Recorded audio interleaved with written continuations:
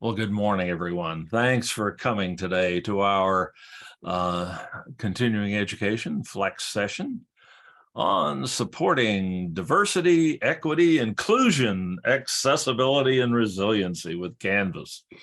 When I was asked to do a presentation for the Flex Week, they indicated that these were the themes and they'd like something on Canvas. So I looked at that and I said, well, Canvas actually has something to offer in all those areas. So we'll try to cover them all in one presentation. We'll see how that goes here.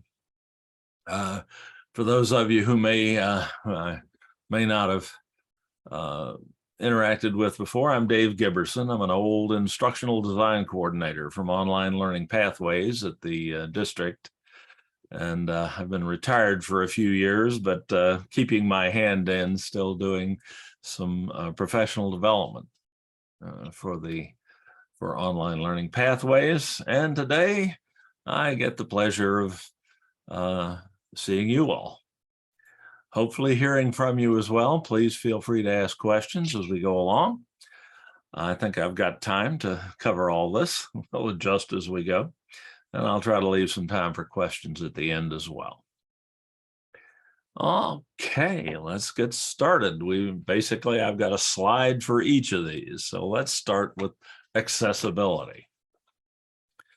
Tried these terms that are the themes for this Flex Week, of course, have a variety of definitions. They mean different things to different people under different circumstances, and there's a huge amount of overlap between them. So a feature that might in Canvas that might be construed as enhancing accessibility may also have issues in inclusivity and so on. So tried to more or less artificially divide this up into a series of slides based on or referring to each theme, but there'll be a lot of cross-pollination here.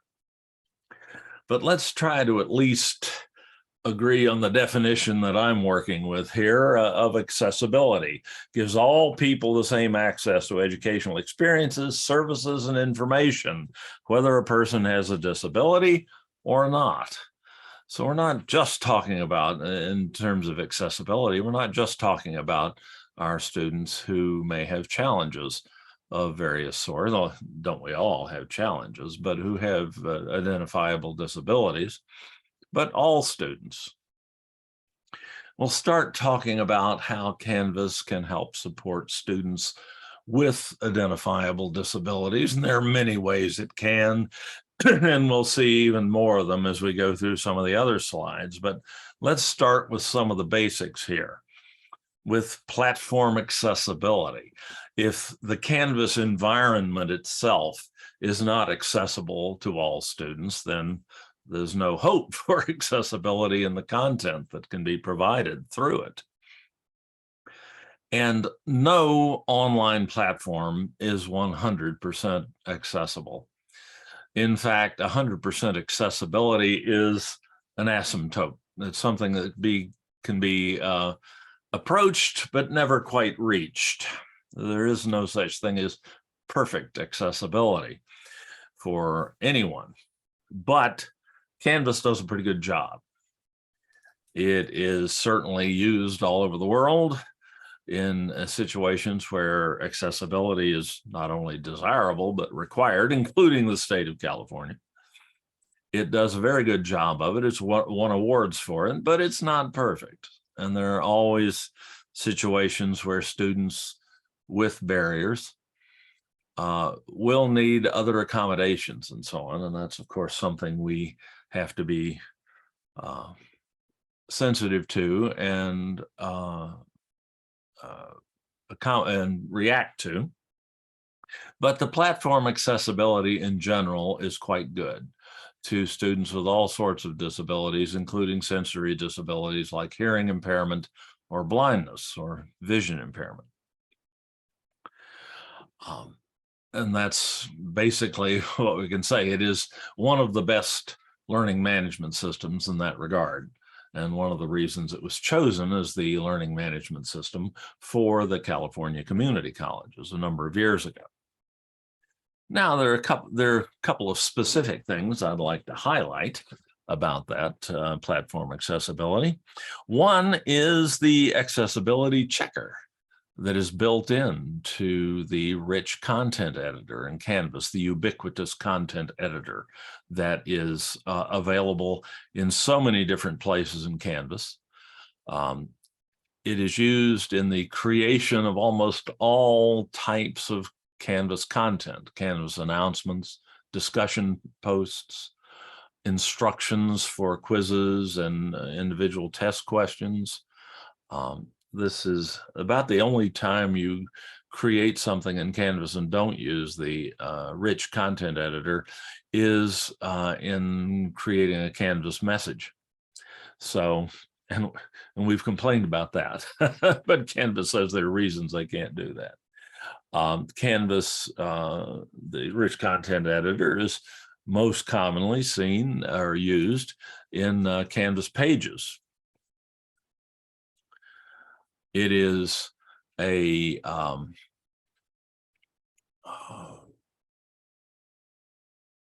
Canvas pages, of course, being basically web pages, one of the primary content formats in Canvas. You can basically share information with your students via files or Canvas pages or external links to content outside of Canvas.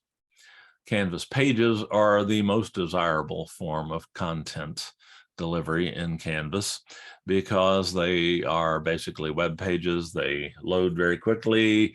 All the student needs to open them up is a web browser, which of course they're using to access Canvas anyway.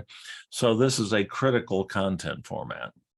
And when we go in and take a look at I've got quite a few Canvas pages in here, and we'll just pick one here, more or less at random.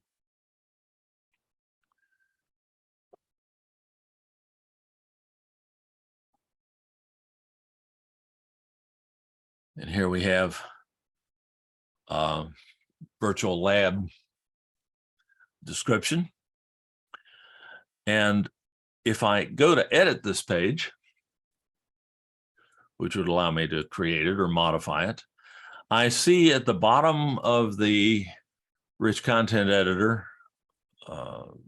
content box, Galileo's little circle of man here, which is a universal accessibility symbol.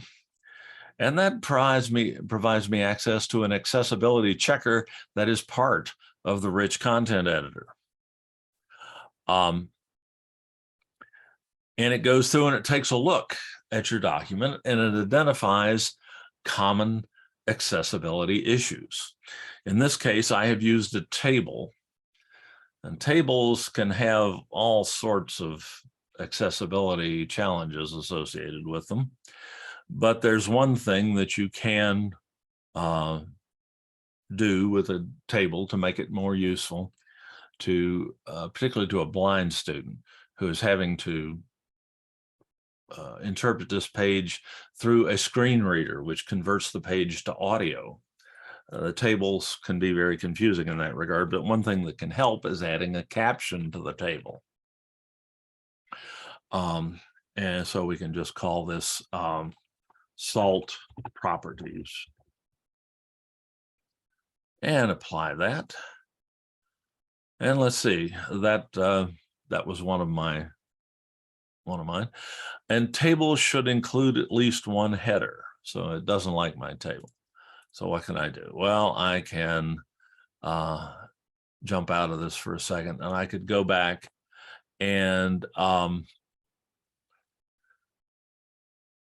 well, I'm not going to take a lot of time dealing with this, but the accessibility checker will allow you to identify common problem areas in Canvas pages, also a Canvas announcement, a discussion post, the instructions for a quiz, the text for a test question, any time that a material is created using the rich content editor, this accessibility checker here is available to you. It is not the most comprehensive or the best one on the market, but it's right there in Canvas and it's very easy to use, and it will help you eliminate most accessibility issues with content of this nature in Canvas. So it's the one that's on the spot. It is always easy, quick to use, and requires very little extra time on your part.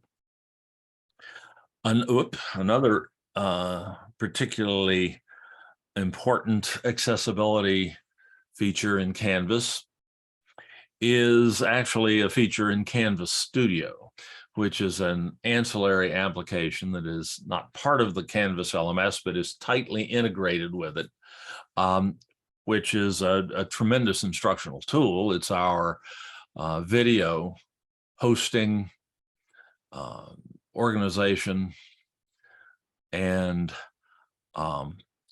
creation tool that is provided to everyone who has an account in Canvas. Faculty and students have basically the same access to Canvas Studio, so it's a tremendous tool, and it allows you to create and share video with your students that is accessible to students with disabilities, including hearing impairment and certain other motor skill impairments and so on, where the students have trouble using a mouse and have to control their computers with some sort of keyboard equivalent. Anything from a gaze following system to where they can look at a key on a virtual keyboard, or a stick held in their mouths that they can use to manipulate the keyboard and so on. So it is a very important accessibility feature in Canvas, just to show you briefly. Oops, that's not the one I wanted. Canvas Studio is accessed through the global access menu here on the left on every Canvas page under the Studio icon here. That takes you to a library of videos that you've either loaded into your Canvas Studio library or created there. Creating a video is extremely simple. We can just record. We can capture either the computer screen or what your webcam is seeing. And get my mic out of the way there. And I just have to be sure that it's hearing me. I may have to change the microphone that I'm using. Not in this case, because that bouncing blue bar tells me it's hearing me.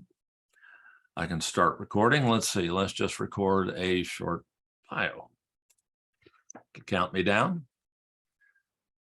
Hi, everyone. My name's Dave Giberson. I'm a retreaded old chemist who years ago decided that playing with toys like computers and video was a lot more fun, and I somehow managed to bamboozle people into paying me to do it. My favorite thing is sharing my toys with my colleagues, and that's what I'll be doing. Okay, I've finished the video. I can play a little bit of it. Hi, everyone. Yeah, that worked. I can save it to my library. So just bang, bang, bang. You can produce talking head video like this in next to no time. Here's the video that's just that fast, been loaded into Canvas Studio. Now the accessibility part, it's not quite done yet. There we go. There, just finished processing. The player itself is quite accessible. It can be, hi everyone. You can start and stop playback with the space bar. You can move backward and forward in the video using the left and right arrows on your keyboard. You can raise and lower the volume with the up and down arrows, as well as, of course, doing all that with the mouse. But that's going to be tough if you're blind or if you have certain motor disabilities. But just as important is the ability to make sure that this video is captioned. We can go to captions. All we have to do is tell Canvas Studio what the language spoken is and request captions. The captions are then created automatically within a few minutes. Just to show you what that looks like when it's done, let's go back to the library. And I've got another video here that's been captioned, but the captions are not yet visible to students because you have to go back and review and publish them. This also gives you the capability to edit the captions. It misspelled my name. That's interesting. Usually the editing needed is minimal and sometimes non-existent. The speech recognition built into Canvas Studio is quite remarkable. And then you can just publish the captions and they become part of the video. Students can then, if I go back to that video, just refresh, students can turn them on and off here using this little tool here, and they will appear.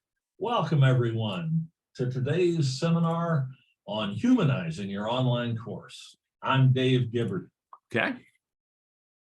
So, critical accessibility tool, because video is by far the most powerful, information-dense, most effective instructional tool in instructional technology tool that there is, and instructional content in form of instructional content.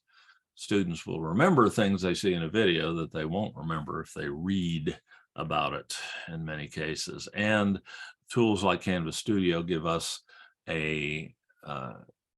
just a very easy way of creating large amounts of instructional video. And it's generally easier than creating reams and reams of text documents. All right. So those items specifically initiate or specifically support students with disabilities, but all students can benefit from the fact that all students and faculty at the district have access to Canvas. This is a universal resource to everyone. Anyone with an active any faculty member with an active teaching assignment and any currently matriculated student have accounts in Canvas and can access the system. And all course sections at the district receive a Canvas shell. The instructor may or may not choose to use it, but it's there. So it's immediately available. Students are populated into it automatically, as is the instructor. So it's available to everyone. The instructor can determine whether they choose to publish it or not and make it actually visible to students. But the infrastructure is there. You don't have to request Canvas shell, say for your face-to-face course anymore. You'll have a Canvas shell automatically, and a Canvas site for your course can be a wonderful supplement, even if you're not teaching primarily through Canvas. And again, in the aspect of accessibility, the Canvas system is phenomenally reliable. It is up 99.99 and probably a couple more nines percent of the time. It almost never goes down. It is hosted. It's a cloud resource. It's hosted through Instructure, the company that creates Canvas. there's no local infrastructure that it has to be maintained in order to keep Canvas running. And it is, the instructor uses Amazon Web Services, which powers about 1/3 of the internet, of the global internet, to host Canvas. And when Amazon Web Services goes down, it's international news.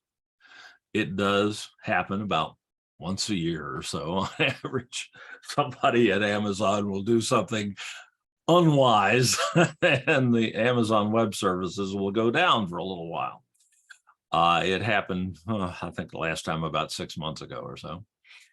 And as I say, it's international news. It just never happens hardly. And when it does, of course, it affects people all over the globe. So they get it back up in a hurry. So this is not something you have to worry about in terms of your students being able to access your instructional content that you put in Canvas. It will be there for them 24/7, 365. You can count on it. All right, on to the next slide. Diversity. Another one of those terms that means a lot of different things to a lot of different people, but I tried to distill a definition out here that I could work with. Everything that makes people different from each other. I like that. That goes right to the root of the issue, including many different factors, and you see all those factors there. So, we are one of the most diverse educational institutions that you'll find. Everyone has ended up in San Diego. People have come ashore in San Diego from everywhere. And of course, all these many diversity factors are in play at the San Diego Community College District. And Canvas has capabilities, features, resources that can support this diverse population that we serve. I'm going to start talking about ethnic, language, and gender identification diversity. First off, just in more almost a philosophical point, Canvas allows instructors to create, choose, share ethnically diverse images and content with their students. It gives you a platform from which to create and share content that will support this fantastically diverse population that we have. A nice little feature that doesn't get much play, but that because it's not often an issue, except perhaps in foreign language courses, but it can be for individual students as well. Canvas can display its system verbiage, the prompts, the titles, and things like that in many languages. And individual users can change that and operate Canvas in their own home language, as it were. This is something fun to play with. I can go to, and this is done course by course. So I can go to the settings link in any course, assuming I'm the instructor. Those students can do this in their turn. I'm sorry, excuse me, this is an account setting thing. My bad. The individual user can go to their account link in the global access menu and go to settings, their own personal settings. And there's an edit settings button that everyone has. Students can edit their own. look at the pronouns here in a second, but right now we're going to talk about language. There's a language default for the account. This doesn't affect anyone else. It's just this user's account, and this user can pick any one of about 20 some languages. Let's say the only one I have some hope of interpreting so I can get back out of it is French.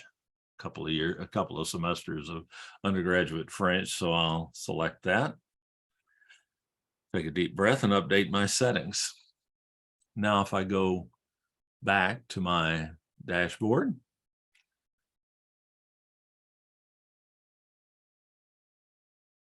it's now tableau de bord as opposed to dashboard. All of the prompts are shown in French. If I go into a course, the text that I put in and things like that I've actually loaded in stays in the language in which it was created, but the prompts, the menu buttons and so on are all now in French. If a student, for instance, is their primary language is Japanese, their mother tongue is Japanese, they can have these prompts displayed in their mother tongue, yet still access the content in English as you've put it in. Assuming that, in fact, you have used English, and the system immediately becomes more accessible to them and more comfortable. And this is something that can be reversed, thankfully. Though I have to remember, I didn't mean to log out. There we go. I can go back to settings. Parametra. Forgive my terrible accent. And come on. And I can modify the parameters. And I can find my language. There we go. And put it back to US English. And save that. And go back to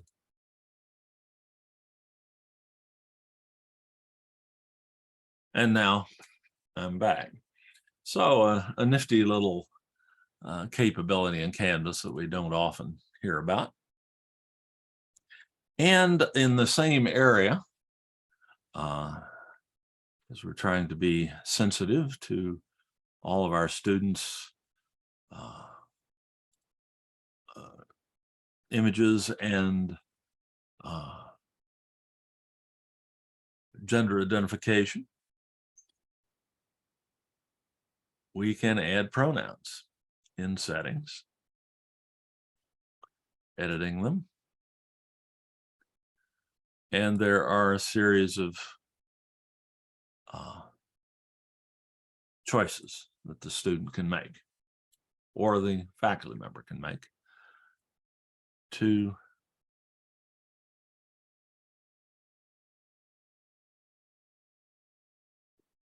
meet their own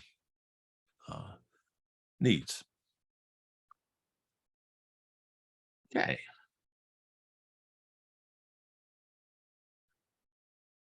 There's more to diversity than the ethnic and other diversities that we saw there as well. There's learning diversity.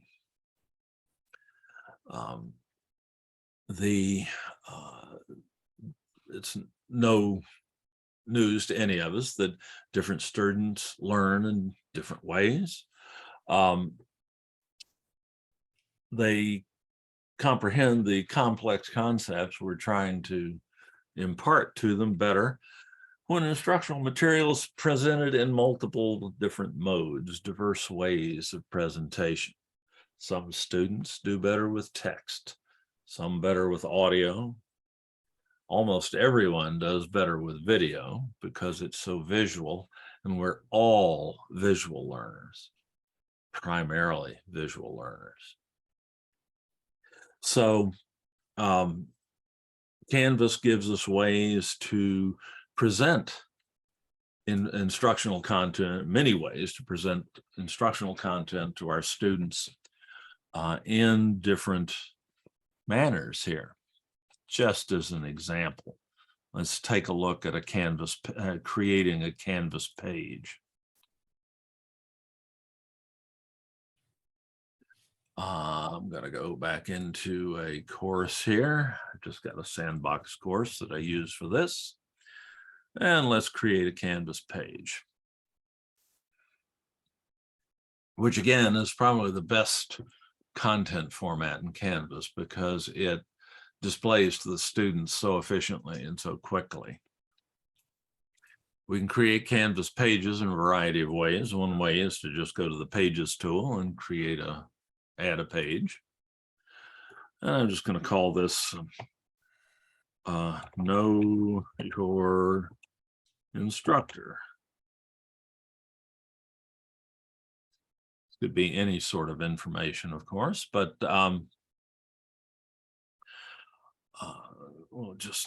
we can type, we can provide information in the form of text.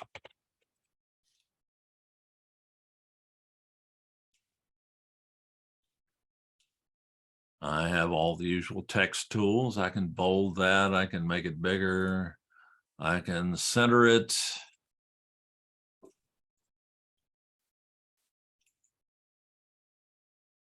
The classic word processor sort of functions. I can insert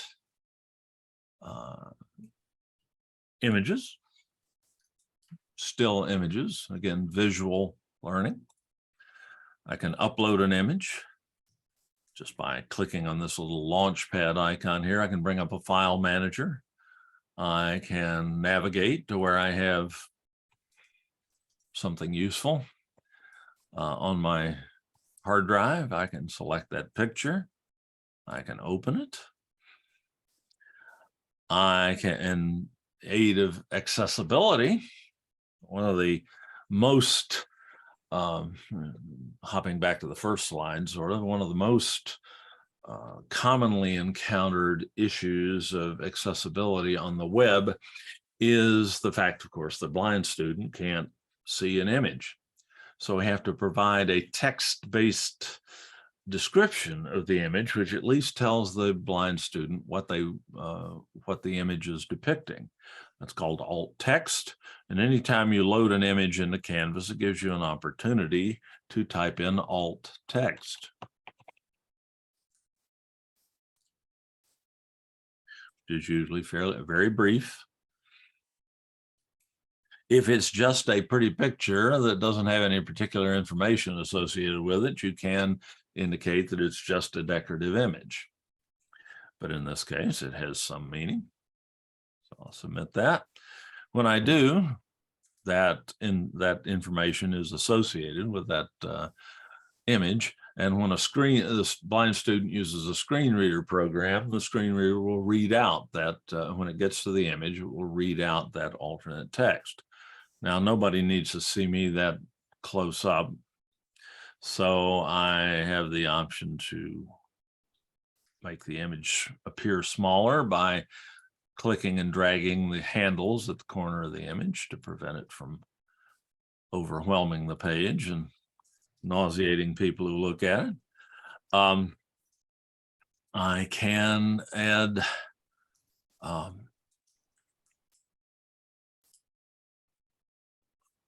I could add a bio here. Let's see. Do I have that handy?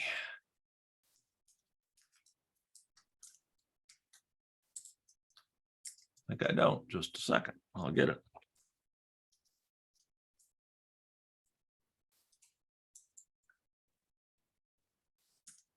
There we go. Working on another screen, sorry.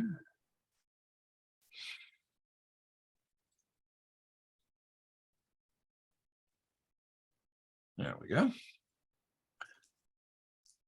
First, I can put some basic text in.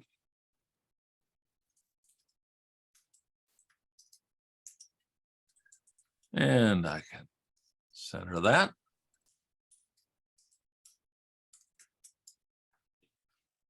Oop.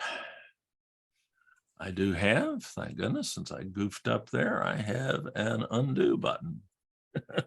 So I don't lose what I've just done. There we go. I can, I've got a bio here.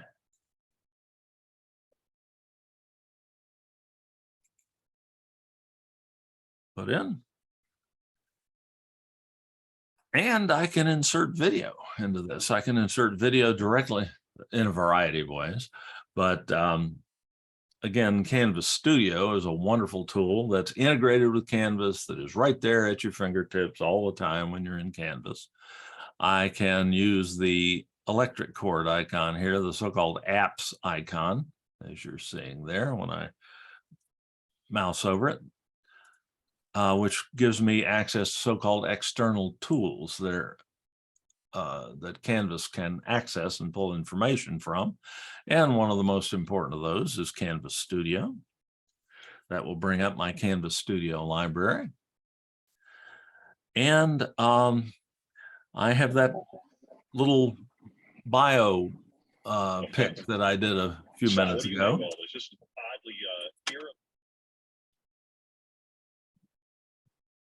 I just had a little background noise there. I just muted everyone. You can still unmute yourselves at any time and ask a question. I can select that video. I don't really need media tabs on this, which would allow students to comment on it. I don't want comments. I'm afraid they might not be kind as far as appearance and general aspect go. And I can then embed this into the document that the Canvas page I'm creating just that quickly. This stuff is all bang, bang, bang, bang. And here in this one page, I've got text, I've got still images, I've got a video with audio, covers all those bases we just talked about. So there's something in here to support every student's we can't use the term learning style anymore. That was pretty much debunked some years ago. But students, there's no denying that some students do assimilate information when it's better, when it's presented in a particular way. And everybody's different in that regard. Some people, audio is great for them. Other people can't assimilate anything through audio and so on. And there's a spectrum of all of this. So best to provide information in as many different formats as possible. And Canvas and Canvas Studio give you the tools necessary to do that with a minimum amount of effort.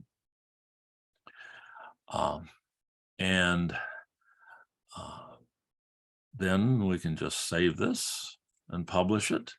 It becomes available to students. We put a link to it in a module, and the student can come in, read, look, and view. Hi, everyone. My name's Dave, and they'll find something that will work for them there. So, and Canvas gives you all the capability for all of these different means of presentation, diverse presentation of material, multimodal instructional presentation. Equity, a term we hear very much about, that we're always concerned about. All students treated the same and have access to similar resources. You're successful when all students receive the resources they need so they graduate prepared for success. No matter what a student's background, language, race, economics, disability, they all have the opportunity to get the support and resources they need. So how does Canvas figure into this? Well, as we've already stated, and there is a lot of overlap here with other themes, all students have access to Canvas. there is no one who is unable to access Canvas. There are, of course, issues of access to the technology necessary to access information online, including Canvas. This is an issue we, of course, had to deal with massively over the last 2.5 years. Not all students have the means to do this. It's been a massive effort to try to make sure that all students did, in fact, have a means to get online and to access the learning, which was of necessity online almost exclusively for such a long period of time. The Canvas does provide some help in that regard. Canvas is accessible by virtually any computing device. Desktop computer, laptop computer, Windows PC, Macintosh PC, Linux PC, tablets like iPads, and smartphones. Even inexpensive Android smartphones, which can be had for very, very small amounts of money. And Canvas provides apps, smartphone apps and tablet apps, mobile device apps, which can give a full-featured experience to students using mobile devices to access the system. Unlike Blackboard, which we used to have as a learning management system, it is quite possible to get the full educational experience embodied in a Canvas course site through a smartphone, and to interact with the site, to submit, to take tests, to submit homework assignments, to participate in discussions and communication with instructor and peers, all through a smartphone. We do sessions on how students can do that and how you, in fact, can interact with your courses through the Canvas Teacher app, which gives you a great deal of capability on mobile devices, which may be more convenient to you when you're traveling or not in your office or at home for whatever reason. And of course, every course section, again, at the district is provided with a Canvas shell, which you can choose to use or not. There's never any need to ask for one of those shells. And an additional element of equity, which is just coming along, is that the SDCCD now provides by now, I mean, they're loading them in right now. This will be fully implemented. I am told my dean, Brian Weston, the Dean of Online and Distributed Learning, sits in on a lot of the IT meetings regarding the rollout of these new student resources. And they are committed to having this done in 4 days, by September 6th. Many students have access already, even though they may not know it yet. The major announcement hasn't gone out yet, but they are getting the full-fledged Microsoft Office 365 resource, Word, Excel, Access, Word, Excel, PowerPoint. They're not getting Access, but they're getting PowerPoint. They're getting student email, something I never thought I'd see, through Office 365 email. So they'll get a student.sdccd.edu email address, which will give them all sorts of capabilities to receive discounted software and services online, and make it much more reliable for the district to communicate with them through email. This is all coming about, and it's happening this semester. I heard some rumors earlier that it might be put off and so on, but that appears not to be the case. It is coming. It is in large part already here. They just haven't announced it to the students yet. So this is a tremendous resource for all students to, and again, this resource can be accessed from any computing device. You can run Microsoft Word from a sub $100 Android phone or tablet, which will give you capability to create all sorts of content for in aid of completing homework assignments, things like that. And this is all coming about right now. So this is here. It's not just coming, it's here. And students will be hearing about it. Of course, faculty are receiving the same resources, more or less. The students are receiving the premium level Microsoft Office because Microsoft's trying to turn them into future customers. And they're getting the fully installable, locally installable version of Office 365. So they will have tremendous capability. When you go and you insist that a student turns in something as a Word document now, they'll have the ability to create Word documents. You don't have to wonder about that. And I also found a very nice equity-based presentation online called the Fundamental 5. That is a way to enhance equity that Canvas, and this specifically deals with enhancing equity in Canvas. So I'd like to share that with you. I believe I have that here. The Fundamental 5, this is a presentation given at a Canvas conference. First thing a student wants to know in a course with an online component is, what am I supposed to do? Canvas gives you the ability to create a so-called home page. The creation process, very similar to that process I showed you a moment ago in creating an instructor information page. You can put all sorts of information about your course on a page that will appear at the as the first thing that the student sees when they access Canvas. How do you do that? Well, that's quite simple.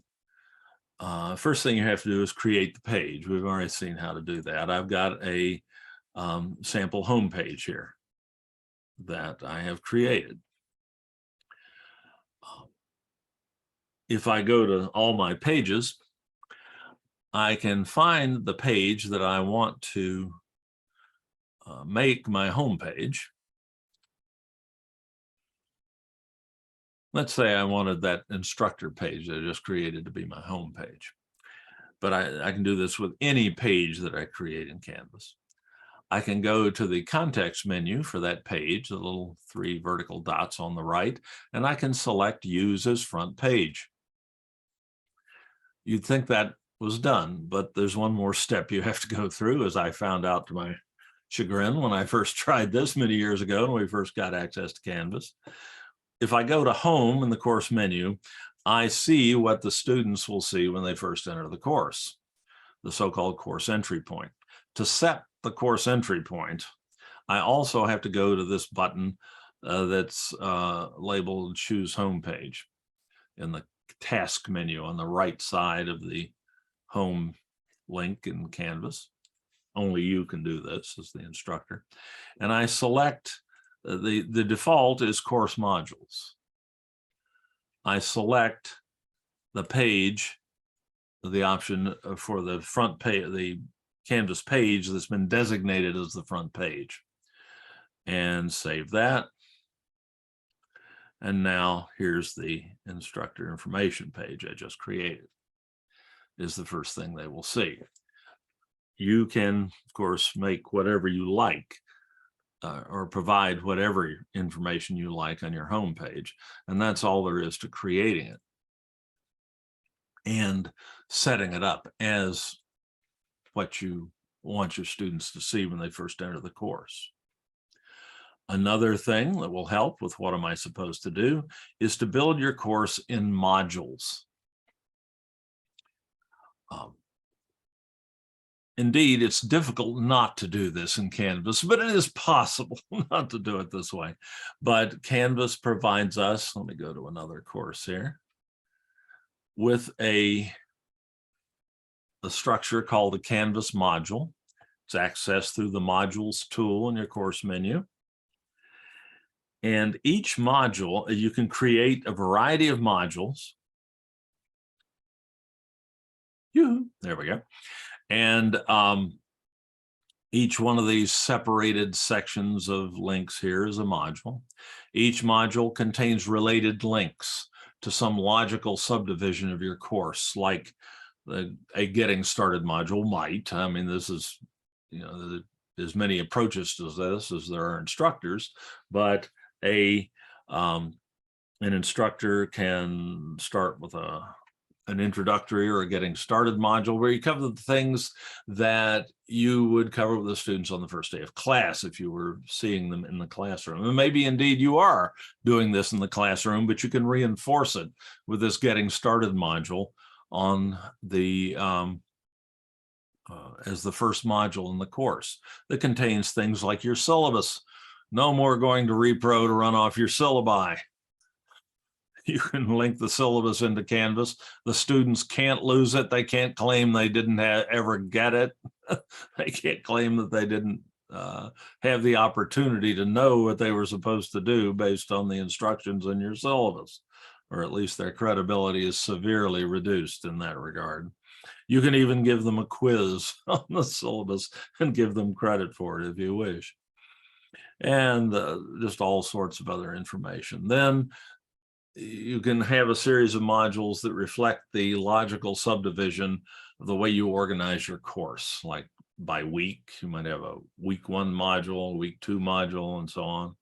Or perhaps chapters, one or more chapters in the textbook, or individual topics that you cover, which is what I've done here.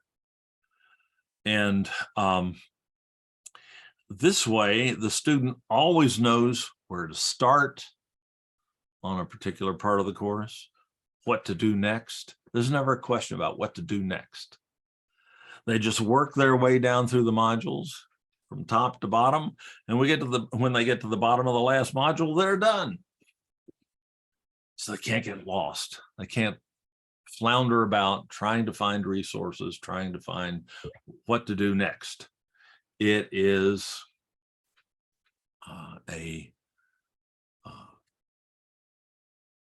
means of organizing your course called modular design, which makes it very easy for students to navigate your course.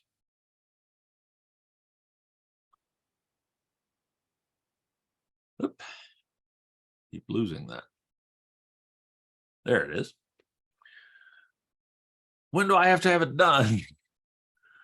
You can use due dates. Every assessment in your Canvas course can have a due date associated with it. This lets the students know.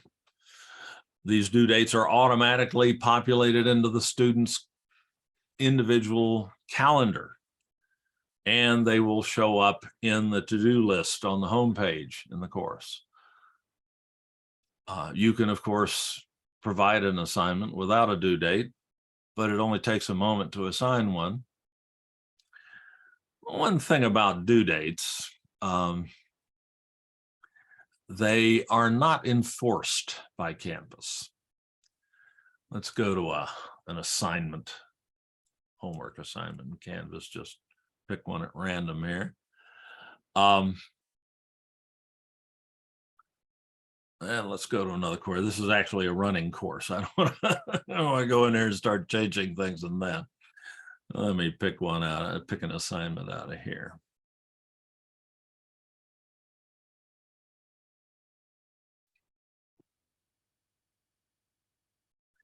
All right. When I create the assignment by editing it, I have this assign to block down at the bottom. And I can set due dates, but they are not enforced. The student can turn it in late. Canvas will tell you they did, but it won't stop them from turning it in late. If you don't want the student to be able to turn in the assignment after the due date, you can set an available until date. And typically that's the same as the due date and end time, usually end of day, though you can set it earlier if you like.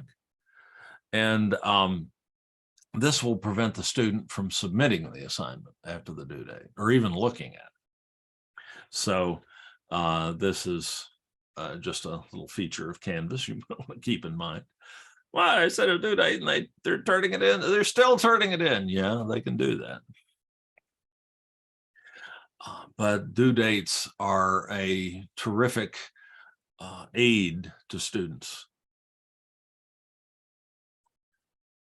And this one's probably the most important of the 5 here. The student wants to know how they did. They really do. Those of you who have taken the online faculty certification course can, I think, surely relate to this, remembering, geez, I've submitted those assignments. I wonder how I did. I wonder if I have to do it again. Let me know, and let me know how I did. Even though it's all kind of in the certification course, it's all kind of a role-playing thing. I mean, we know you know how to do this and so on. We just have to ensure that you can demonstrate it. And I think you're honest with yourself. So there were times you're probably very desirous to hear how you did. It's just a natural human thing. So this makes feedback on assignment submissions in Canvas, or if they turn it in on paper. Feedback is something that students crave above all else. When we do surveys of students, we ask them, what did you like about your online course, or your course that had an online component, which many courses do now. What did you like most? What did you like least? What would make your course better? The number one thing they bring up is always attention from their instructor, and particularly feedback on their assignments. And no matter how much you give them, it's never enough. It's the give a mouse a cookie syndrome. My wife's a children's librarian, so I learned to use children's literature as a illustration of paradigms. You give a mouse a cookie, he'll just ask for more, right? The students, you give a students feedback, they want more. You never give them enough. So you can't over communicate. You can't over feedback with students or over provide students with feedback. And Canvas gives you marvelous tools that will help you provide feedback to your students.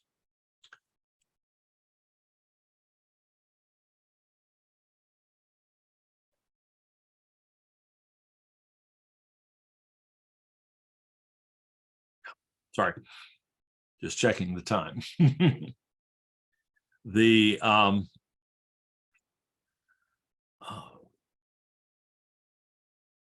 Let's go to the grades tool, the grade book in Canvas.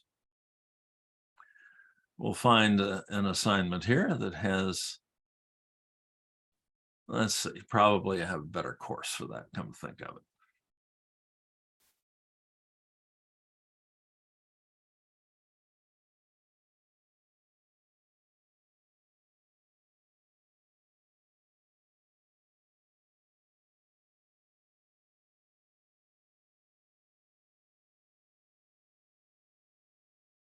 Okay, here's an assignment, that same one we just looked at a moment ago. And these little symbols in the grade book indicate that a student has submitted this assignment. To access that assignment, I click on the icon, the little submission icon, and click the right arrow next to it that pops up and go to the speed grader, which is the grading interface in Canvas. And if you set the assignment up properly, for instance, if you've told the student to submit this as a Microsoft Office document, as a Word document or an Excel spreadsheet or a PowerPoint presentation, which they can do now, they will be able to do. You can insist on that because they have Office 365, the full version of it. All right, here's a Word document that was submitted. It displays on the screen. I can mark it up.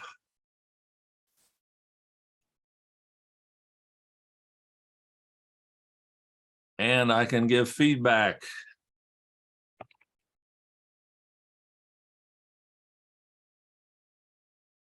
He said, I don't know why that was an error. Let's try that again. That looks better.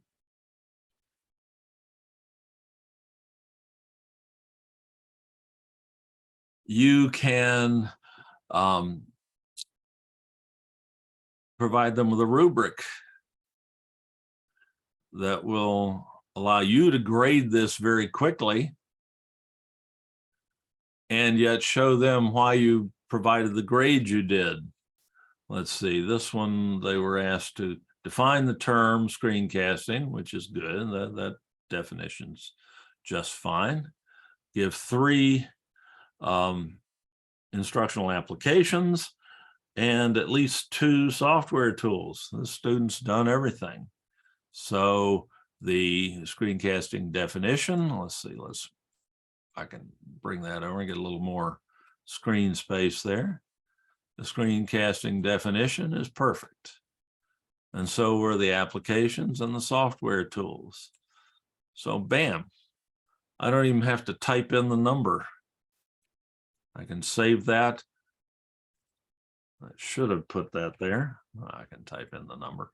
And it shows the students why they got what they got.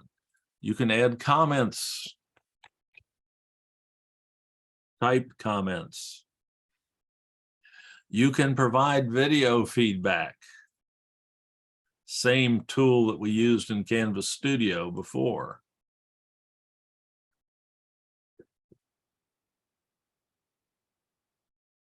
That's some nice work. You hit all the sweet spots in that question. Your attention to detail was wonderful. Keep up the good work. Or, of course, the most valuable feedback is helping them when they weren't quite perfect and explaining to them what they needed to do and what they might have missed about what you were trying to teach them in assigning that assignment. You can save that. It becomes a part of the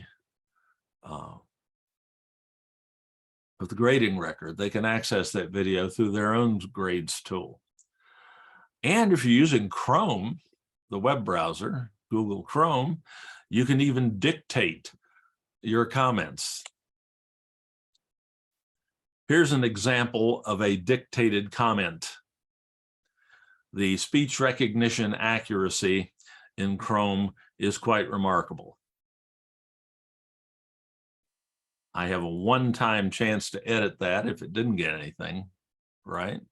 It didn't capitalize the H in here's. That's about all it missed there, and didn't put in a period, and then submit it. And then that comment becomes something the students can read.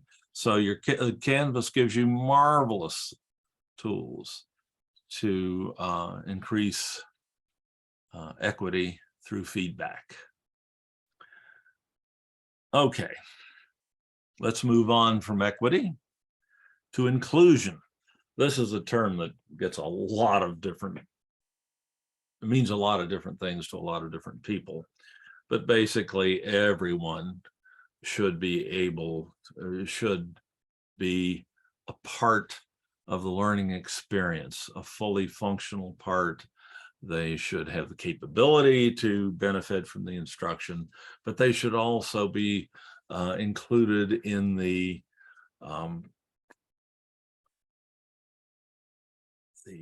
group experience represented by a college course.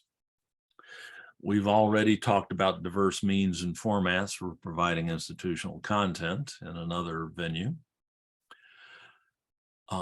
For students with disabilities, particularly those who are formally identified as such, and you're provided notice through DSPS that the student is eligible for various accommodations in their educational experience.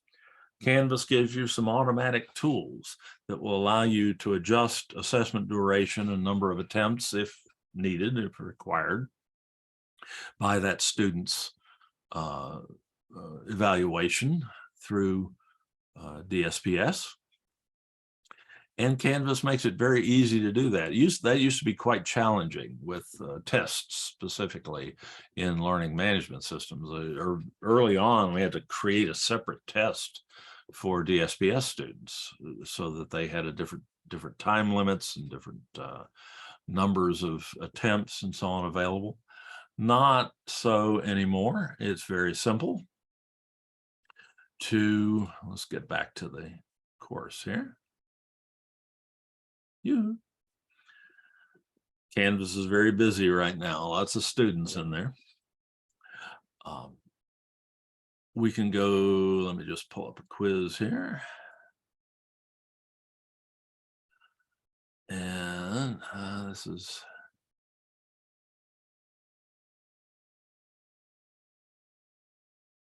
I can moderate the quiz. Only I can do this. I can, if I have, let's say test student 3 here has a DSPS accommodation, and they require maybe time and a half for the quiz. Oops. Sorry. That quiz needs a time limit. And put one in. Sorry about that. Let's give it a time limit of 10 minutes. Now, if I go back and moderate the quiz and go to test student 3 and click the little edit icon here out to the right of their name, the student can be given extra time on each attempt. It's a 5-minute or 10-minute quiz. So if they're eligible for 1.5 times what everyone else is, I just add 5 minutes to it. I could add any amount needed there. In some cases, they may be entitled to take the quiz more than once. If more than other students would be able to, I can add extra attempts and I can save that. And the student takes the same quiz, they click on the same links as everyone else, but they get automatically an increased time and extra attempts or extra attempts. In new quizzes, which we'll be using at some point in Canvas, you can even set this up globally within a course. So those accommodations will be applied automatically to all quizzes within the course, as opposed to having to do it quiz by quiz, as we have to do now in the current classic quizzes testing engine in Canvas. But it's still a lot, even now, it's a lot easier than it used to be to make accommodations like that. There's also the Microsoft Immersive Reader that's available whenever students view a Canvas page. This is another reason for using pages as a content type in Canvas. Whenever a student or anyone comes into a page in Canvas, and let's pick something with a little bit more verbiage on it here.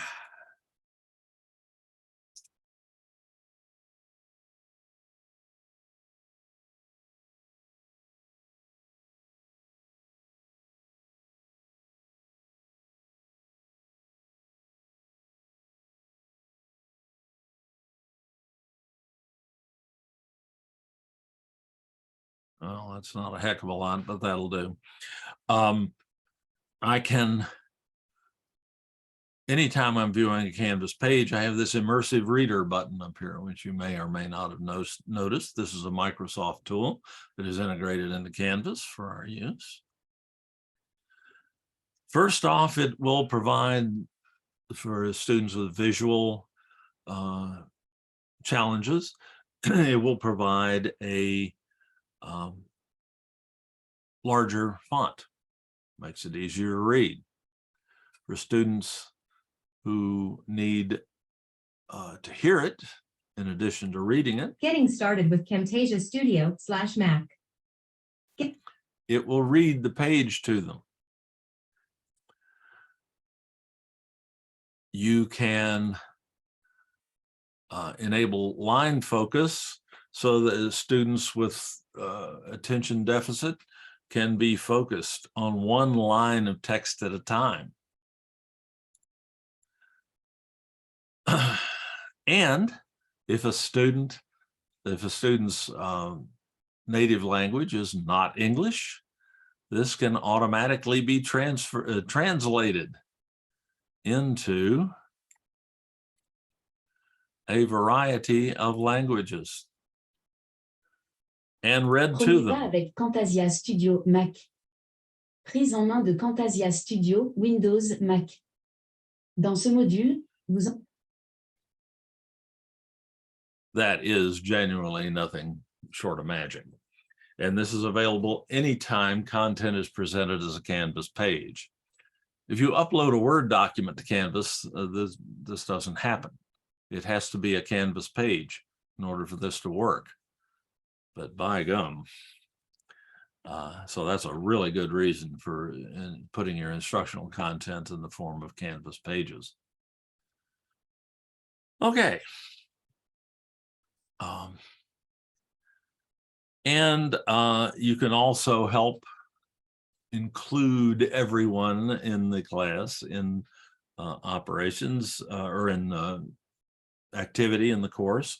Discussion topics, Canvas discussion topics allow you to carry out very robust class discussions asynchronously, so everybody doesn't have to be online at the same time. It's like a bulletin board. People can post on their own time. They can read what everyone else posted, and it won't be dominated by one or two students, and it will be and almost anyone will be willing to participate where they might not be comfortable speaking up in class with everybody staring at them. So you just get far better class discussions and better inclusion with discussion topics.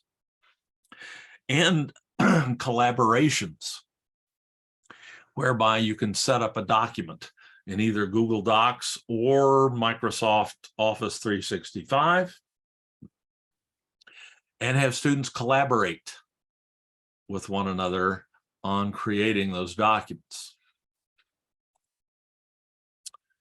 And finally, we get to the last slide, the last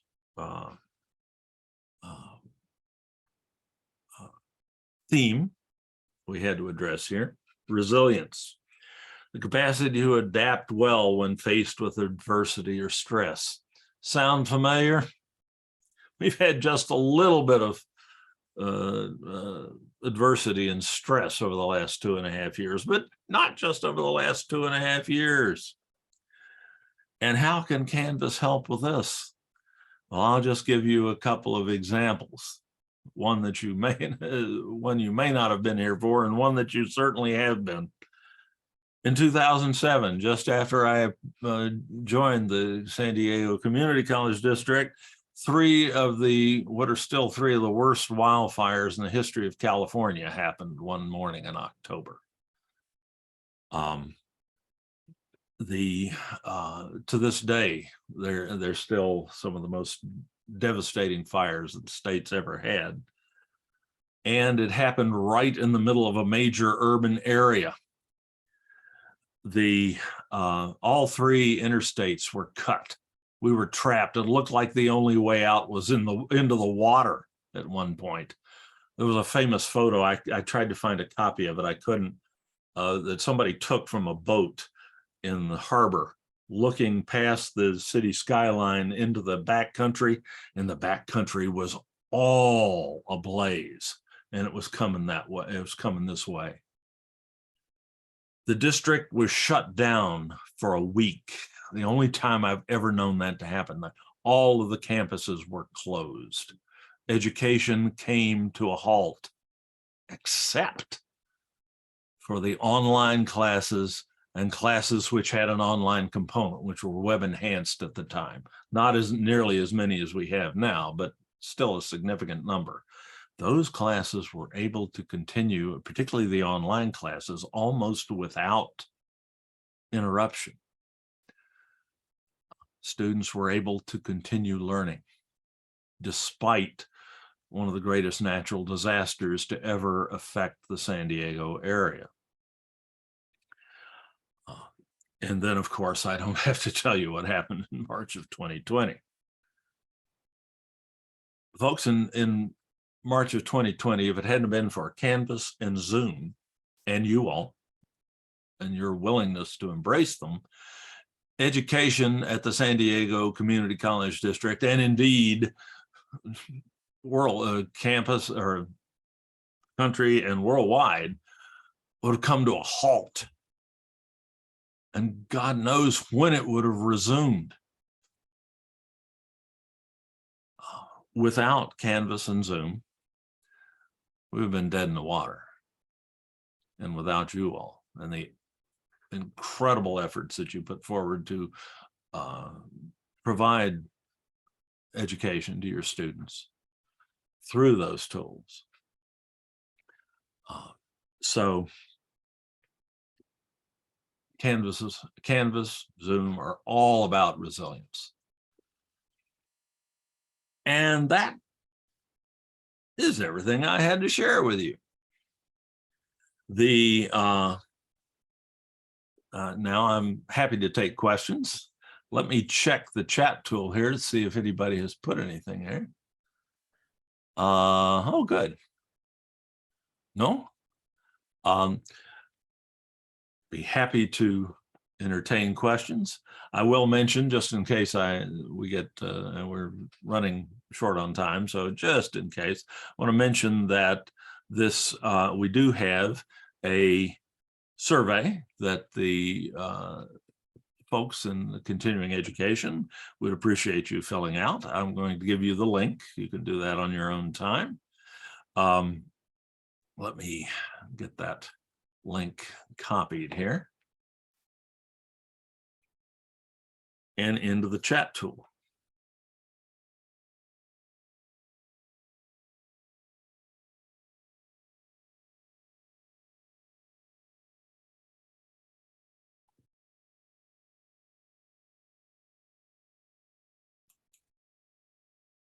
There's the Survey Monkey link. I've also got, I jump back to the top, a link to this slide deck. If you found anything useful in it.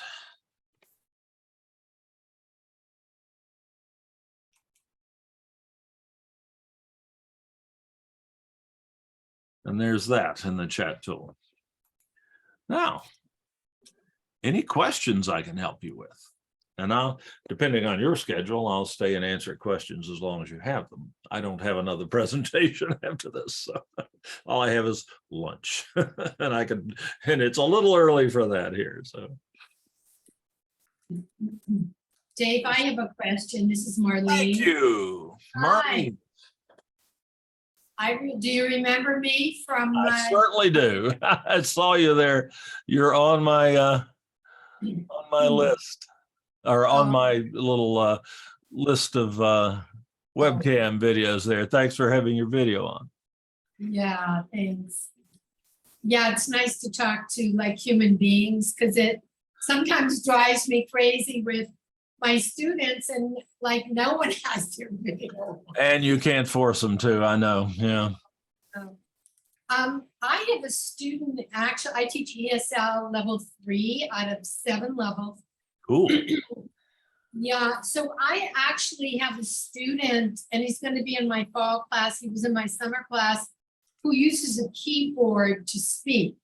He understands, he can hear and understands, but he uses a keyboard, and he always asks me when he comes into the Zoom meeting to turn on captioning, which I of course always do, but should I turn that on? Is there a way I could turn that on at the beginning? Yeah, absolutely. And yes, and we all forget sometimes that that tool is available in Zoom. And someone asked right at the beginning today, thanks to the person who did that, reminded me to turn it on. But yes, you can do that and have it available to the students. And it is closed captioning, which means the students can turn it on and off at will. So they don't have to have the captions if they don't need them, but they're there if they want them. Let me show you how to do that by sharing my Zoom screen. But if I put them on, everybody sees them No. unless I turn them off? Well, let me show you how that works. They are on right now. Okay. You turn them on as the host. Only you can turn them on, and they don't come on automatically. So you do have to go to the, let me make sure you're seeing that. Yep. Oh, another Zoom tip. If you have a second device, a phone or a tablet or another computer in the room, the reason I looked over there was I have my laptop over here and it's in the meeting, so I can see what you're seeing. So I don't have to ask you, are you seeing this? But in the host's Zoom menu, you have this little CC symbol labeled live transcript. If you click on the CC button as the host directly on the image, on the icon, you have an option under live transcript at the bottom of the box that pops up to enable live auto transcription. I've got it on, so if I were going to do something, I'd be turning it off. I don't want to do that. But that makes it available to everyone. Your students would enable live transcription by clicking on their CC symbol in their Zoom menus. But as the host, I can also turn it on and off for me by clicking on the little up caret next to the CC symbol, which the students don't have, and I can show the subtitles. I can move those around, and the subtitles are phenomenally accurate. It can even spell phenomenally. I'm not always capable of doing that, and it can do it. Can I ask you a question along these lines? Absolutely. Thank you, Merlin, for making that question. And I am using already the closed caption for the students who need it. I actually have a deaf student in my class. And even though it's not from Canvas, something that I encountered difficulty is that I cannot close caption some of the videos on YouTube.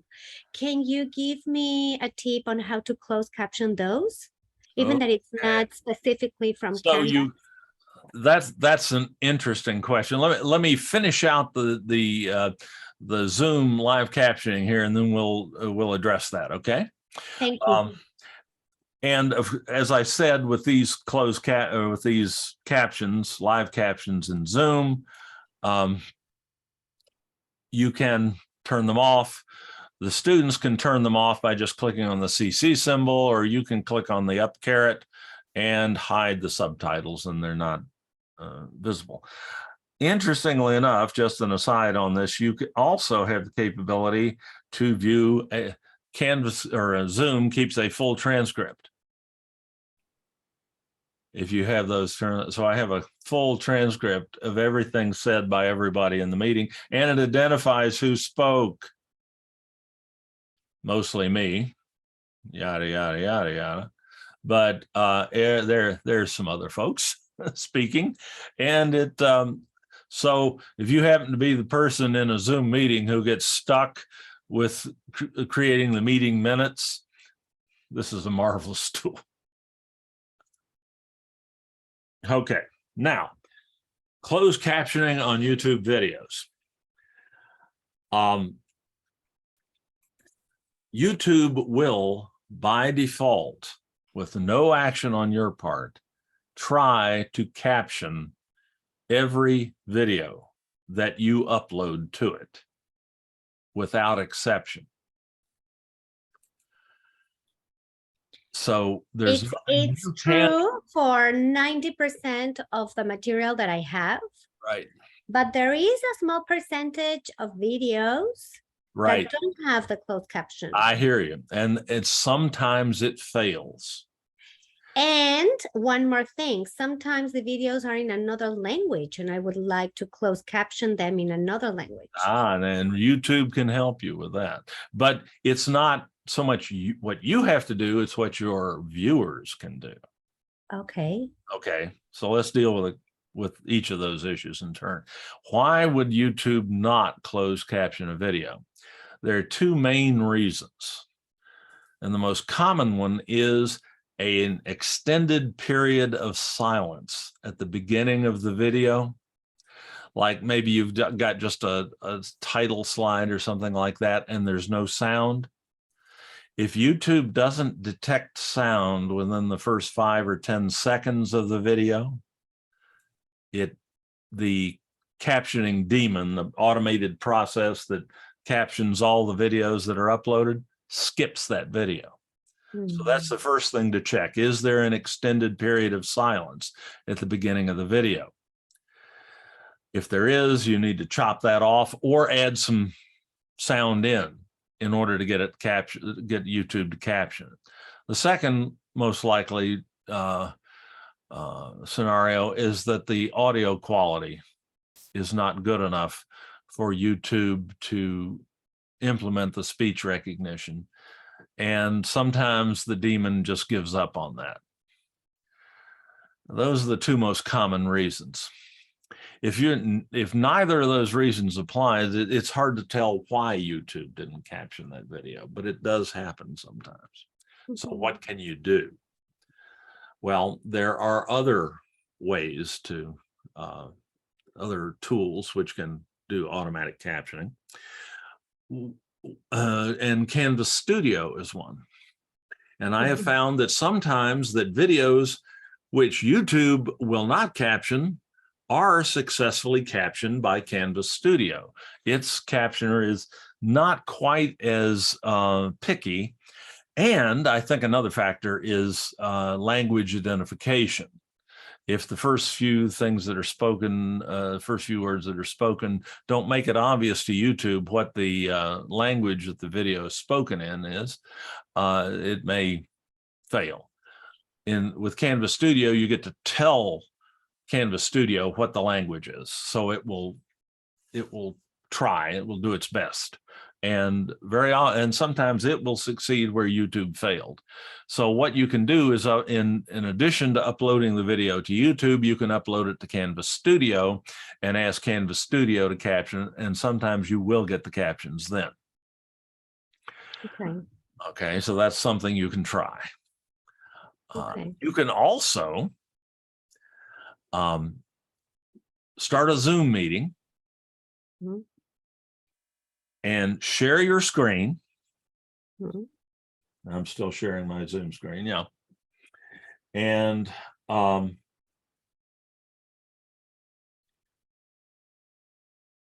a minute.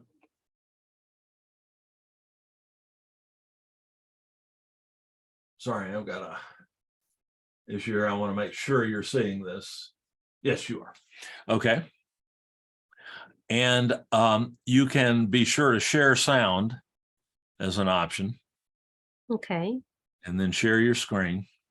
Okay, to make sure when I'm sharing, to click on share sound. Okay. Share sound, and then play the video. Okay. Okay. From you. Right, because Zoom was not closed captioning the videos. And then so it's a very good be sure that, and I'm sorry, not just share your screen, but also turn on recording. Okay. And be sure that you're recording to the Zoom cloud, which is But- probably what will happen by default. But if you're given an option when you hit the record button in Zoom to record either to the local computer or to the Zoom cloud, in this case, record to the Zoom cloud. So if I am not recording the session, that will not happen. Correct. But this is a situation where you would start up a Zoom session with no one in it, just for the purposes of trying to get this video captioned. Oh, okay. Then you would share your screen and turn on cloud recording and play the video on your computer screen all the way through, and then end the session. And then the video will be uploaded to the Zoom cloud, and the Zoom cloud will attempt to caption it. And I've seen the Zoom cloud be successful in captioning a video that would not caption in YouTube. This is a wonderful tip. You don't know how much this is going to help me. Well, I hope one of those options will work. Thank you. If none of those options work, then things get a little uglier. Then you have to caption it manually. There are some tools that you can use for that, but let's hope it doesn't come to that. If it does, if you get into a situation where you've got a video that just won't caption and none of those workarounds work, let me know. Okay. And we can That sounds great. we can get to the uglier options. Okay, and maybe I will, because I want to also translate some of the videos. Oh, and translation. Because sometimes inside of YouTube, I can see there is the option of closed caption in another language, but it's very not common to have that option. That's right, because the video, the author hasn't gone to the trouble of providing a soundtrack in another language.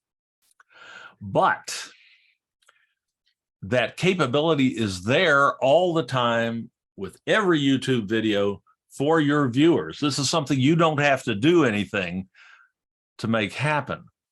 Let's pull up YouTube here. I'm sorry that I am pulling you a little bit away from the Canvas class. We're happy to answer questions. And everyone, I know we're running out of time here. People have other things to go to, but I have another class for Flex too. So, but I do want to know. I hear you. I'll just mention very quickly that anyone is always welcome, if they have a question, to email me at dgibberso@sdccd.edu. I love to get questions, particularly those based on presentations and so on, but any of them, you're always welcome. But now, very quickly, if you have a student who needs to have captions in another language, they have that option themselves. If the video's on YouTube, this is one of the primary advantages to putting your videos on YouTube as opposed to other places. If we go to YouTube and I pick just any video, let me pick one I've put up there, because you never know what you're going to get with some of these others. Let me just pick one of mine. Here's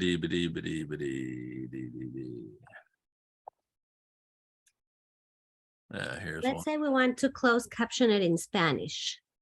Yeah. Okay. I can play this video. Captioning mixed language videos. By mixed language videos, I'm referring. Okay. I have under my settings here. Yes.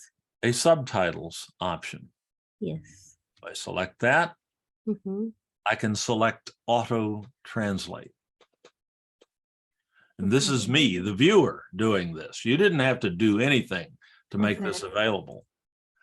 And I have all of these languages. It's something like 70 some language languages. Oh, So you if I just want opened this, me a whole new world.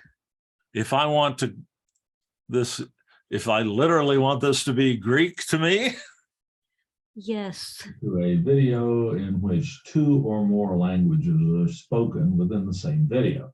I'm told that the translations are quite literal and sometimes a little hard to follow, but a heck of a lot better than nothing. So Thank all you of your so much. videos are already could have captions available in Spanish. And you don't have to do a thing except to load the videos onto YouTube. That's one. If they are already in YouTube, I don't have to do anything. You don't have to do anything. Wow. Thank you. You just have to so tell your much. students how to do that. Yes, no problem. Thank you so much. This is Glad to be the wonderful. purveyor of good news. I'm YouTube. so happy I registered for your class. Thank you. Oh, thank you. And by the way, that video I used as an example also shows how to handle a video that has speech in more than one language. Oh, okay. It's and that's on our Open On Demand site, but it will show you, it's something of a manual process, but you don't have to actually transcribe yourself. You just have to do some copying and pasting. There's a workaround you can use in Canvas Studio that will allow you to have a video with 2 or more languages and have the captions in the appropriate language. Wonderful. Okay. Thank you very, very much. If I have a question, I will definitely I'll send be you an email. Take care. Have a wonderful weekend. You all have a great one. Thank you. Bye. All right. How about more questions? If you all aren't going to another. Sorry, I need to go, but thank you. Take care. Bye. Al. Thanks for coming. Any other questions? I do have more questions, but I wanted to give other people a chance. You wondered what? I'm sorry. I wanted to give other people a chance. Well, but I I do thank have Thank you for that. questions. Well, let's see. Lee, Michio, you all haven't had a chance to ask a question yet. Is there anything you'd like to ask before I take more of Marlene's questions?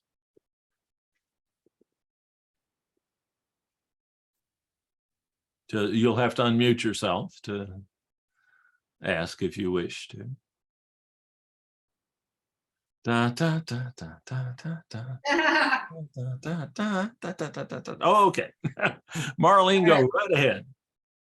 So I have questions that are unrelated to this. Oh, anything. It's fine. Okay. Well, I actually want to go back to my original question, actually, on closed caption. So I turned Refresh me. it on. So I can turn it on with live transcript. And I can also control who sees it. Like No, they get to control whether they see it or not. So is it automatically on No, for them? no, they have to, if an attendee wants to see the live captions, they have to turn them on themselves. They go to the CC. They go to the CC symbol and they select show subtitles. Okay, all right. Now, when you first start it, by default, the subtitles will show to you. Okay, And if you are sharing your screen, they'll appear to everyone else. I'm not sharing my screen. Right? Let me share that screen. Now you're seeing my subtitles. right. Okay, so you probably don't want that to happen. I So don't- you can turn those off by hiding your subtitles, but that doesn't hide them for anyone else. Oh, Whether the subtitles appear is entirely up to the viewer. okay. Great. Now I have a question about, I'm sorry, go ahead. No, go ahead. No, that was great clarification. So when I publish, and my question to you is, when should I publish? Number one, when should I publish my fall Your course. course. Gotcha. And then the other question is, when I publish it, I freak out because then I have to get, everything gets published, all like 18 weeks. And then I have to frantically go through and Well- unpublish. Is there an easier way to not freak out or to do that? Well, of course, until you publish the course as a whole, students are not able to see anything inside it. Okay. Right. But once you do, but within the course, you can also decide to publish or not publish individual modules, individual links, individual files, individual tests, assignments. Almost every object in Canvas can be published or not published. And if it's published, students can see it. If it's not published, they can't. So you can ensure before you publish the course as a whole, you want to make sure that nothing that you don't want the students to see right away is published. And you just do that by going to the individual objects, typically in the modules. Let's pull up Canvas here. I swear I've tried that before. I've unpublished, then when I published it, it erases the unpublished thing. Let's try, this course is currently published. So if I go to, here's my modules. Right. I've got a getting started module and a why screencasting module, the first two, just for samples. If I go to student view, since they're published, they show up to the student. Okay, let me go back out of student view. If I unpublish the why screencasting module as a whole by clicking that button there, that unpublishes everything in the module. They can't see any of it. If I go to student view now, that module's not there anymore. Right. So yeah, you can publish and unpublish content. You can also do that with assignments. When you go to your assignments tool in the course menu, you can see whether your assignment is published or not. If you don't want students to be able to access that assignment or that quiz or that homework assignment or that graded discussion, you can just unpublish it. I guess I know how to do that, but my question is, when I initially publish the course, say I only That publish, won't override any individual settings you have. so if I only want to publish my homepage and the getting started, the first module, Correct. I've unpublished, I've before I publish the course, I've unpublished everything else. Correct. So when I publish it, it should not, It should not make all that other stuff available, no. I swear it has. Every time I've tried that, it's, and then that's why I'm like a frantic lunatic trying to I've unpublished everything. Let me Then see. I publish Right. and I have to go back. Okay, maybe I did something wrong. I don't know. Let me find a course here I haven't published yet that doesn't have any student input in it, so I can unpublish it, publish it and unpublish it. Oh, this just did this the other day. Okay. All right, so there's this has got some modules in it, Okay. I believe. Yeah, just a couple. Let's say I want to unpublish this defined screencasting assignment here. I can unpublish it just by clicking on that button. That takes the green check or the green circle with the white check mark away. Okay, and this course as a whole is unpublished. Okay. Yeah. So if I publish it and go back to those modules, that is still unpublished. Yeah. I'm Okay. not sure what could be happening. And I doubt, it really doesn't seem to be any way for you to mistake that. Yeah, yeah. You can unpublish a course if students have not submitted anything. If I unpublish, that shouldn't affect anything either. Okay. It must be user error. I doubt that. I doubt that because you're quite an experienced Canvas user and you're describing the process that you're going through. Yeah, It sounds perfect to me. So I'm wondering if there's something I'm not getting or something that. well, it's something maybe I'm not getting, maybe, I don't know. I guess obviously I'll try it with the one, you Once know. you publish the course, you can then go back and unpublish the things you don't want the students to see. So that's Right. work for you, right? That's worked, but I had 18 weeks. I hear you. You've got a lot of modules you need to unpublish in a short period of time. I hear you. But yeah, I will try this. That makes me more comfortable with publishing. But when should I publish? Should I publish Well, Monday night? I usually just publish. I would recommend publishing like the night before, Yeah, because there is, if you publish the course earlier than that, it does appear in the students' dashboard.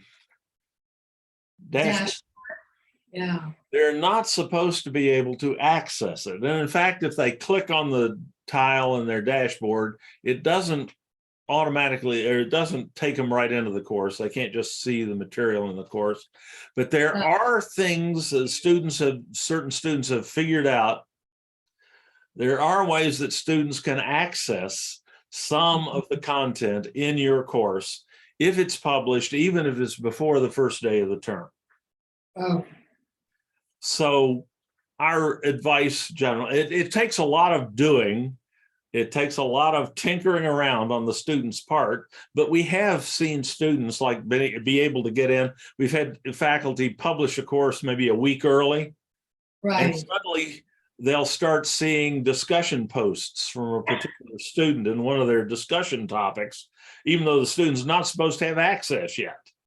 right. And there's this huge, long workaround that the student can do to bypass that prohibition of them getting into the course.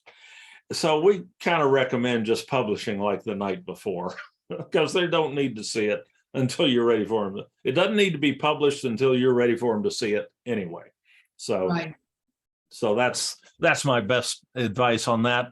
And I wish I could give you some insight on why this other might be occurring. If you It's wanna, okay. I'm going to try. I'm sorry. Go ahead. well, I was going to say, if you want to let me know, set up a Zoom meeting, just one-on-one, before you go to publish a course this time. Of course, Okay. we're past that. We're past that this time. But if you have a late start course that you haven't published yet, or next semester, if you want to set up a Zoom meeting for when you're getting ready to publish it, and Right. I'll be happy to sit there and watch you do it and see what's going on and see if we can figure out what's happening. Okay, I appreciate that. About the only thing I can think of that might help. Hopefully this time it will work Yeah. for me. I just have I have a few questions, but anyways, I'll just do. Go right ahead. I'm Okay. here as long as you need me. I'm gonna, you had said before, I have a development shell course that I worked on. Good. So I'm gonna import that into my fall 2022 shell that the students will see. But I remember you saying not to do that too early because it could screw up something. Well, it should be safe to do it now. Okay, The issue is that if any changes are made to that course record in PeopleSoft, in the administrative software, all that content that you and all the setup that you've done in that teaching shell, the actual fall shell, will disappear. That's scary. Yeah, but if you've got it all in a development shell, the worst that's going to happen is you have to do the copy again, which takes, just a few minutes. It's not the end of the world. The real danger is not using a development shell and developing your course in the teaching shell. Yeah. And if you can work hours and hours and hours and come in the next morning and that shell can be blank because somebody had put the wrong CRN on the course record in PeopleSoft, or they had to change something about that course in course record in PeopleSoft. And instead of just modifying the course record, it wipes it out and creates a new one, which creates a new shell in Blackboard in Canvas, which is blank. And that happens automatically. There's nothing anybody can do to stop it from happening once the change is made in PeopleSoft. So it gives people strokes. We can get the content back for you, but it takes some doing. And for a time, at least, you'll be without the content in your teaching shell. And you may have a cardiovascular incident. I don't want any of those. Yeah, we don't want that to happen. So it's far better to do your development in a development shell and copy and do the course copy into the live shell maybe a week before the beginning of the term, because there may be things you have to do in the live shell that you may have to make some adjustment. You may have to pair it with a publisher's resource or something. You can only do that with the teaching shell. So, but if you're within a week of the beginning of the term, the chances of somebody tinkering with your course record in PeopleSoft are pretty low. So you're probably safe. But we kind of recommend not to run the copy until about a week before the beginning of the term. So you're saying do it the night before if you want to, because the students can't see it anyway. right. Excuse me. So when I go to my development shell and I import, like when I Actually, you don't go to the development shell, you go to the teaching shell. And then import the development shell. Correct. But does it disappear it from the development shell? Oh, no, it just copies it. Copies it, all right. Canvas never deletes anything or overwrites anything unless you give it very specific instructions to do so. It fails on its failure mode is to not delete anything and not overwrite anything. So you don't have to worry about Canvas destroying your content. We have had learning management systems in the past that, if you weren't careful, would overwrite the content. If you copied into the wrong shell or something like that, it would overwrite everything. That's not true in Canvas. Canvas will not do that. So you don't have to worry about losing anything. There's nothing you can do in Canvas to kill your shell Inadvertently. Inadvertently. You can delete stuff out of your Canvas shell, of course. You have lots of opportunity to do that. You can delete individual items out of your shell, and you can go to settings and go to, let me get myself out of the way here. Go to reset course content. Okay. I hesitate to even click on that, but if I do that, you get this warning. We're going to delete everything in your shell and we can't get it back. It's got lost and gone, my darling Clementine. So you don't, and that's why that button is red. Yeah. You do this, and there are times maybe you want to take an old development shell and clear it out and use it for something else. You're welcome to do that. But be sure you're in the right shell before you do this. Yeah. People have deleted, once or twice it's happened, people have deleted their entire course content like the day before the beginning of the semester, and they didn't have a development shell backup. Oh, there was, that was messy. Were they in the hospital with a cardiac incident? Well, let's just say they were not happy campers. And they had to do a lot of scrambling. They had to redevelop their course from scratch the day Oh before the my beginning of the God. semester. That was exciting.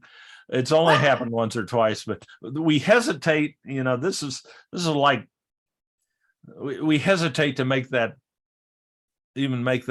capability available, and we could turn it off. We did for a while, but it's too useful.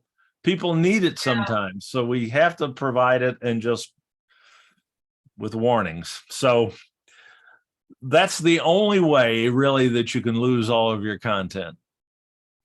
I actually did that with my computer mentor though, when Monica Cueva, Oh yeah. we did that to erase an old development shell. Right.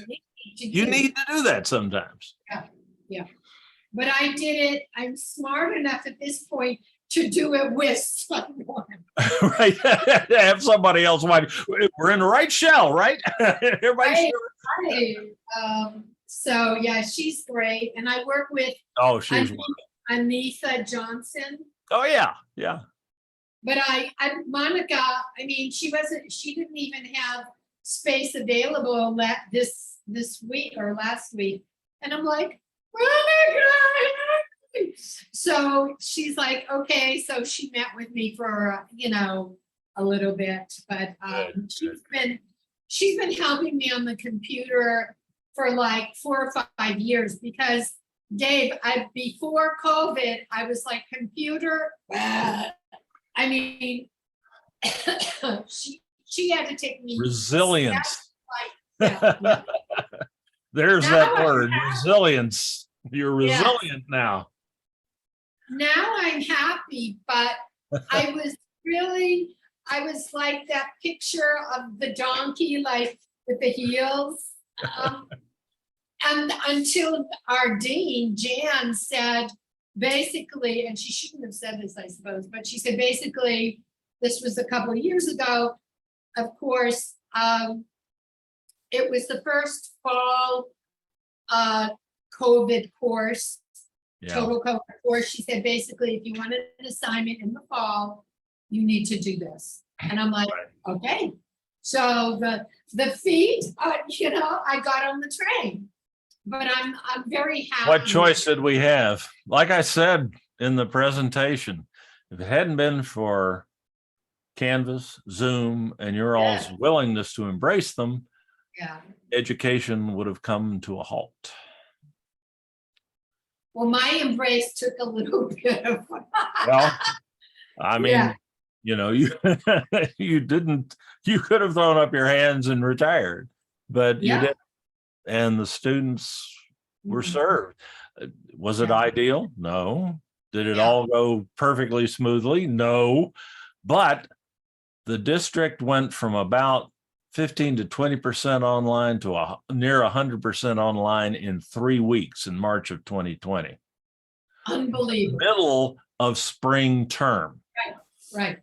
And however challenging and suboptimal it was, it worked. And students were educated. And I still can't believe that we were successful in that. And the district, through you and everybody, provided such excellent training, because I have a teacher friend in my neighborhood. He works for Vista School District, and basically a week before classes started, they had a teacher meeting and they said, by the way, you're going to have to teach in Zoom starting next week and using Canvas. There was no training whatsoever. It was really horrible. I went from a relatively peaceful retirement to working almost full time for 2 months. But it felt good to be able to help out that way. So yeah, you've been so helpful for everybody. Thank you. For me, I learned a ton of things all the time. no matter how much I know or how much someone knows, there's always more to know and learn. Lord knows that's true. So it's, I'm glad we were able to help. okay, thank you so much. I have one quick question. Oh, sure. Do you have, I share a document on I share screen, show them a document. And how do they, I mean, some of the students figured out they take a screenshot and then they share their screen in the breakout rooms and can share it that way. Hmm. Can I share, like somebody said, if I log in on as a student in a different computer and then leave a share screen, leave it up in the main room, I can go into the breakout rooms, they can access that document. I'm just wondering how they can access the document. You can share now in Zoom breakout rooms. You can share your screen with all the breakout rooms simultaneously. How do I do that? And that's a little hard to show because we have to be in breakout rooms. But is there a I've got a dial? recording of that I'll have to send to you. There's an Okay. option when breakout rooms are active Right, and you as the instructor are in the main room, probably by yourself at that time. Right. When you go to share, if you go to share your screen, yeah, and let me show you that. So now I'm sharing my Zoom screen. If you go to share your screen yes, in the usual way, there's a third option here at the bottom okay. that says share with all breakout rooms or something to that effect. I didn't know, is that new or With about the last 6 months or so, yeah. Oh, That's a okay. relatively new feature in Zoom. Okay, great. And I'm pretty sure I have a recording of that. And I'm going to go look for that in a minute and send it to you. Okay. Okay. Yeah. I can't really show you that live Yes, no, I because of the way understand. Zoom works. So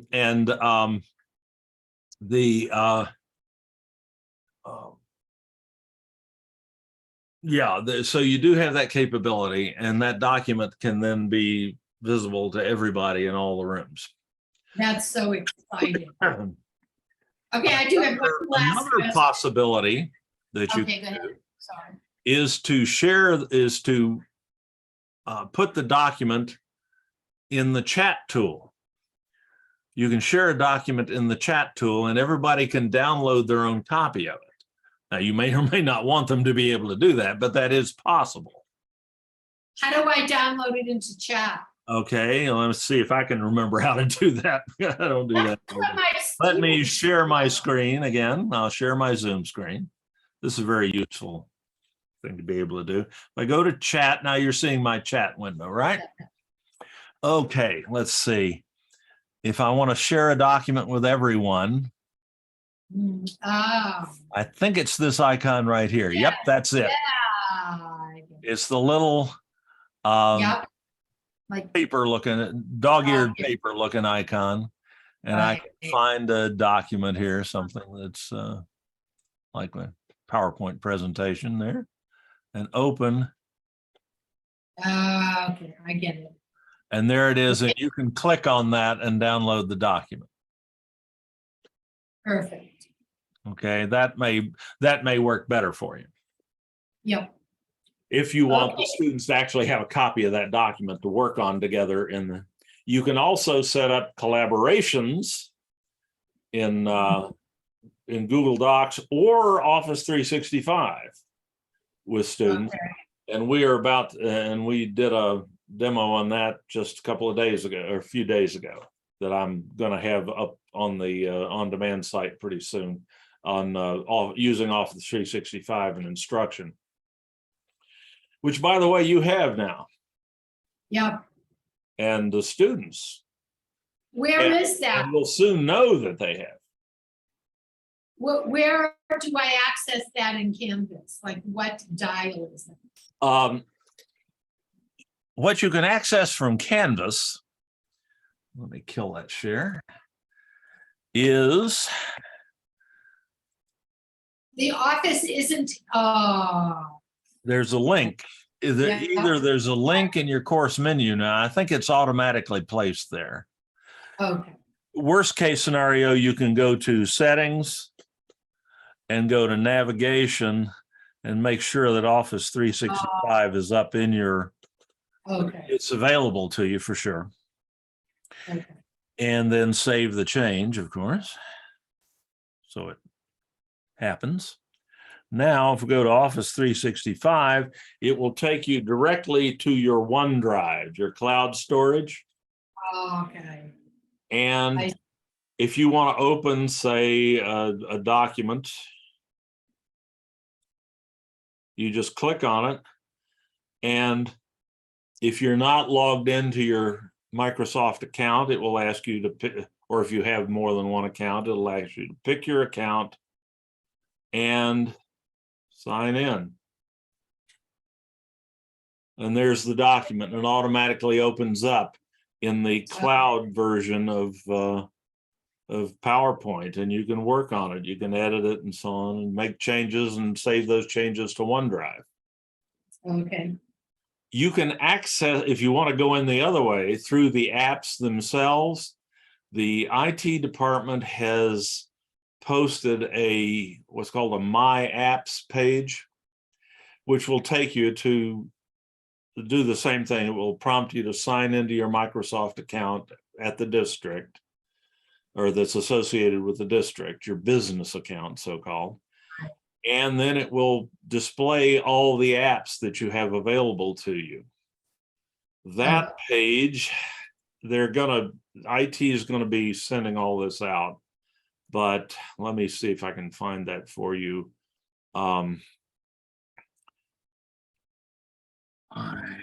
Let's see. I've got that in an email somewhere. oh, That's just a second. okay. But you'll want this link because it's the easiest way to access your Office 365 at the district. It is. I put it in my, oh no, I put the email in my bookmark. I bookmarked. Oh, good, good. So Because you, it's taking me 20 minutes to get into my new email. I mean, and there's another shortcut too. If you have that link, that's good. But there's another shortcut. You can just bring up a web browser and type office.com in the yes, address line, and that will take you, if you're already logged in, it'll take you straight to your OneDrive or to a subset of your OneDrive, and give you access to your apps over here.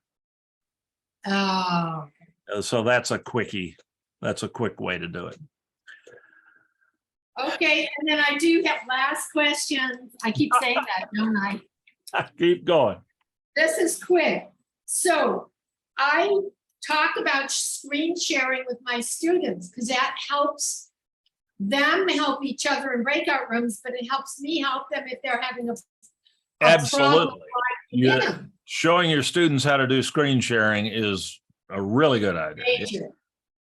However, I have a level 3, so it's a fairly low, they can understand a video, but not if they're speaking fast.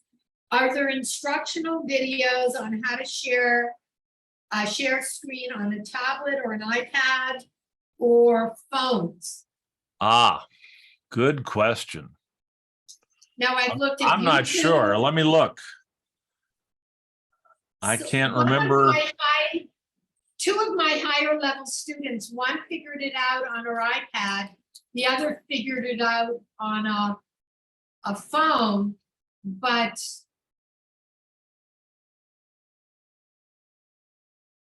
on-demand ad SD. I forgot Yeah, about this is our tutorial site. You right. here's how to share your screen as a participant, but it assumes you're using a computer. Sharing your Zoom when during screen share. Screencasting. You know, I don't have that. That's a really good idea. That would be really I'm helpful. always but we looking don't- for good ideas for new tutorials, and that's a really good idea. So, and it is possible to share your screen from a phone or an iPad or an Android tablet for that matter.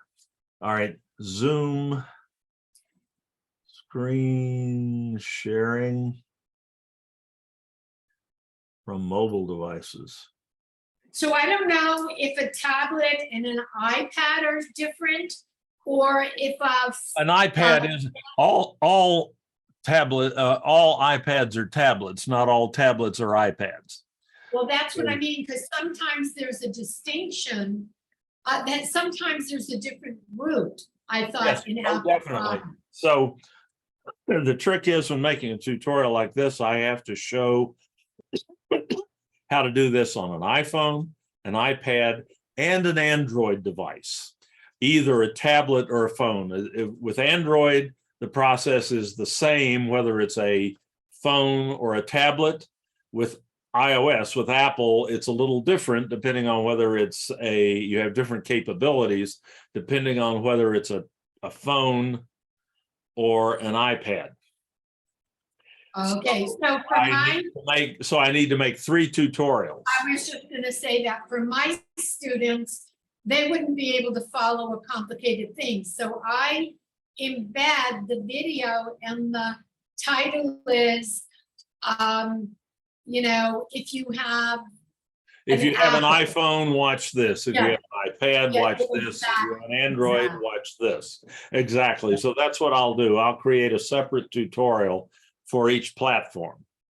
Oh, And that's a really good idea because I don't have that. yeah.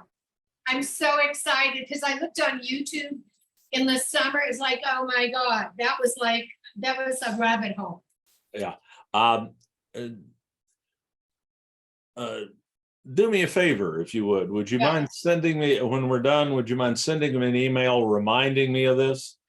I Yes, just wrote I it will. down on a sticky note, but I have a few of those laying on my desk here. So I it'd be like that. helpful, and also then I can document it to my boss because I'm going to charge him for the time it takes to do it. So Absolutely. he gives me absolutely. carte blanche to do that sort of thing. So, but it's nice to know that there's been a request for it. So I Thank would you so appreciate much. that. I will do that right now before I forget. you. You don't know. That is how a many wonderful people I have suggestion. I that. can't believe I hadn't thought of that. So thank you. So, thank you so much. All right, Dave, I'm gonna let you go start your lunch prep. You take care, Marlene. Thanks so much for coming. Thank you so much. You've blown my mind today again. Really, so much, so helpful, Dave. So helpful. Well, you take care. Have a All good right. weekend. All right, you too. Thank you Bye-bye. so much. Bye.